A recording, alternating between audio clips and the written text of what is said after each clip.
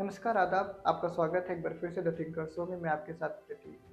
भूतपूर्व सोवियत संघ के तानाशाह जोसेफ स्टालिन की 1953 में मृत्यु होने से पहले उसके नृशंस अत्याचारों से वहां 31 वर्षों तक हाहाकार मचा रहा। उसकी सनक न केवल लाखों आम लोगों के प्राण ले रही थी, उसके अपने ही मित्रों, मंत्रियों, नाते रिश्ते के लोगों और परिवार के सदस्यों तक की जान भी सुरक्षित नहीं थी। स्टालिन के दो बेटों और एक बेटी में से अंततः केवल बेटी स्वेतलाना ही 85 वर्ष की लंबी जिंदगी जी सकी। आज के इस एपिसोड में हम रूसी तानाशाह स्टालिन की बेटी स्वेतलाना की बात कर रहे हैं, जिनका प्रेम प्रसंग भारत के कम्युनिस्ट नेता से था। स्वेतलाना जब केवल 6 साल की थी, तो किसी कारणवश मां का देहांत हो गया। मां से मिल सकने वाली संवेदनाओं के अभाव और पिता के दमनकारी स्वभाव ने स्वेतलाना के पहले प्रेम और बाद की 3 शादियों को साल 2 साल से आगे नहीं बढ़ने दिया। स्वेतलाना ने 3 शादियां की। 2 शादियों से उसके 2 बच्चे हुए। पिता की मृत्यु के बाद इन्हीं दोनों बच्चों के साथ वह मॉस्को के एक फ्लैट में रहने लगी। बदनाम स्टालिना शब्द अपने नाम में से हटाकर उसने मां का कुल नाम अलीलुएवा अपना लिया। अक्टूबर 1963 की बात है। स्वेतलाना गले में टॉन्सिल के एक ऑपरेशन के लिए मॉस्को के केम्टोसेवो अस्पताल में थी। वहीं भारत के कुंवर ब्रिजेश सिंह से उसका परिचय हुआ। ब्रिजेश सिंह भारत में इलाहाबाद यानी अब प्रयागराज के पास की काला कांकर रियासत के राजघराने के एक सदस्य और एक कम्युनिस्ट थे। वे ब्रोंकाइटिस यानी श्वास नली, सोत और फेफड़े की गंभीर बीमारी से पीड़ित भी थे। परिचय के बाद दोनों ने काला सागर तट पर बचे सुरम्य शहर सोची में कुछ समय तक साथ साथ स्वास्थ्य लाभ किया। 2 बच्चों की मां बन चुकी स्टालिन की बेटी और पहले से ही 2 पत्नियों वाले भारतीय कम्युनिस्ट पार्टी के सदस्य राजकुंवर का यह परिचय देखते ही देखते अगाध प्रेम में परिणत हो गया। दोनों एक दूसरे के बिना रह नहीं सकते थे, लेकिन ब्रिजेश सिंह को किसी कारण से शीघ्र ही भारत जाना पड़ा। इसके बाद तरह तरह के बहानों से उन्हें सोवियत संघ लौटने नहीं दिया जा रहा था। कोई 1.5 साल बाद ही वे स्वेतलाना के पास लौट पाए। 1965 में दोनों ने विधिवत विवाह करने की सोची। स्वेतलाना की जीवनी लेखिका और जर्मन इतिहासकार मार्था साज का कहना है, स्वेतलाना उन्हें यानी ब्रिजेश सिंह को पाने के लिए सचमुच व्याकुल होने लगी। सब जगह चर्चा होने लगी कि स्वेतलाना फिर से शादी करने जा रही हैं, लेकिन इसके लिए उसे एक विदेशी से विवाह करने की सरकारी अनुमति चाहिए थी। यह अनुमति लाख कोशिश करने पर भी मिल नहीं रही थी। तत्कालीन सोवियत नेता इसे अपने देश और अपनी कम्युनिस्ट पार्टी की मानहानि मान रहे थे। भले ही ब्रिजेश सिंह भी एक कम्युनिस्ट ही थे, मार्था साज कहती हैं। और तब वह यानी स्वेतलाना पहली बार क्रेमलिन में अपने प्रधानमंत्री अलेक्सेई कोसिगिन से मिलने गई।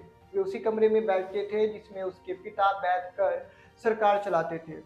कोसिगिन ने उसे समझाया कि उसे एक बीमार भारतीय से शादी नहीं करनी चाहिए, उसे किसी स्वस्थ रूसी पुरुष से शादी करनी चाहिए। स्वेतलाना को इस विवाह की अनुमति नहीं मिली। एक ही वर्ष बाद 31 अक्टूबर 1966 को कुंवर ब्रिजेश सिंह की स्वेतलाना की बाहों में मृत्यु हो गई। ब्रिजेश सिंह की अंतिम इच्छा थी स्वेतलाना के साथ स्वदेश लौटना और वहीं अंतिम सांस लेना। वे चाहते थे कि यह संभव न होने पर भी उनका दाह संस्कार किया जाए और उनके पार्थिव शरीर की राख को भारत ले जाकर गंगा में विसर्जित कर दिया जाए। स्वेतलाना और ब्रिजेश सिंह के बीच कानूनी विवाह भले ही नहीं हो पाया था, लेकिन तन मन से उन्हीं को अपना सच्चा पति मानने लगी थी। उसने निश्चय किया कि उनके अस्थि कलश के साथ वह भारत जाएगी, गंगा में उनकी राख विसर्जित करेगी। इस निश्चय के बाद स्वेतलाना को सोवियत दफ्तरशाही से एक और लड़ाई लड़नी पड़ी, एक गैर कम्युनिस्ट देश भारत जाने के लिए अनुमति पाने की लड़ाई। उस समय तत्कालीन सोवियत संघ सहित यूरोप के सभी कम्युनिस्ट देशों में नियम था कि उनके नागरिक केवल सरकारी काम से ही गैर कम्युनिस्ट देशों में जा सकते हैं, निजी काम या घूमने फिरने के उद्देश्य से बिल्कुल नहीं। स्टालिन की बेटी होने के कारण सोवियत नेताओं को यह भी डर था कि पश्चिमी देशों की गुप्तचर सेवाएं भारत में उस पर दौरे डालेंगी और हो सकता है कि वह किसी पश्चिमी देश में पलायन कर जाए। स्वेतलाना एक बार फिर प्रधानमंत्री कोसिगिन से मिली। कुछ स्रोतों का कहना है कि इस बार कोसिगिन ने उससे कहा कि एक विधवा के तौर पर उसका भारत जाना तो और भी खतरे से खाली नहीं है। पुरातनपंथी हिंदुओं के बीच विधवा को भी उसके पति के साथ ही जला देने की सती प्रथा के बारे में क्या उसने नहीं सुना है? कोसिगन ने कहा कि उसके साथ भी ऐसा ही हो सकता है। अपनी जान पहचान और कुछ एक तरकीबों के बल पर स्वेतलाना अंततः दिसंबर 1966 में भारत पहुंची। उसके इस बीच वे सब खो गए, उसके दोनों बच्चे मास्को में ही रह गए। उस समय अमेरिका विश्व में कम्युनिस्ट विचारधारा और कम्युनिस्ट सरकारों के विस्तार को रोकने में लगा हुआ था। इसी उद्देश्य से वियतनाम में एक भयंकर युद्ध चल रहा था। भारत में भी काफी उथल पुथल थी। भारत पाकिस्तान युद्ध को 1.5 साल बीता था। इंदिरा गांधी जनवरी 1966 में हुए चुनाव के बाद पहली बार देश की प्रधानमंत्री बनी थी। संसद में कांग्रेस पार्टी का बहुमत काफी घट गया था। एक अलग पंजाबी सूबे के लिए सिखों के आंदोलन के कारण पंजाब का बंटवारा हुआ था। हरियाणा एक नया राज्य बना था। बिहार सूखे और भुखमरी की मार सह रहा था। इन सब कारणों से स्वेतलाना का भारत पहुंचना कोई फड़कता हुआ समाचार नहीं बन पाया, बल्कि इंदिरा गांधी की सरकार और उन दिनों उनके वाणिज्य मंत्री दिनेश सिंह के लिए यह एक नया सिरदर्द ही था। दिनेश सिंह जो फरवरी 1969 में भारत के विदेश मंत्री भी बने, कुंवर ब्रिजेश सिंह के भतीजे थे। दिसंबर 1966 में दिल्ली पहुंचने के बाद स्वेतलाना ब्रिजेश सिंह के अस्थि कलश के साथ सीधे कालाकांकर में उनके पारिवारिक घर पहुंचे। परिवार के लोगों के साथ उसने गंगा में अस्थि विसर्जन किया, मृत्यु से जुड़े सारे कर्मकांडों में भाग लिया और करीब 2 महीने वहां बिताए। काला काकर में रहने के दौरान स्वेतलाना ने इलाहाबाद जाकर समाजवादी नेता राम मनोहर लोहिया से भी संपर्क किया और उनसे ब्रिजेश सिंह का एक स्मारक बनवाने में सहयोग देने का भी आग्रह किया। लोहिया ने इस टिप्पणी के साथ सहायता का आश्वासन दिया कि स्टालिन की बेटी तो दर दर ठोकरें खा रही है और नेहरू की बेटी प्रधानमंत्री बनी बैठी है। काला काकर के ग्रामीण स्वेतलाना को रूसी तानाशाह की बेटी के तौर पर जानते थे। कुछ थोड़े से लोग आज भी उसे इसी तरह याद करते हैं।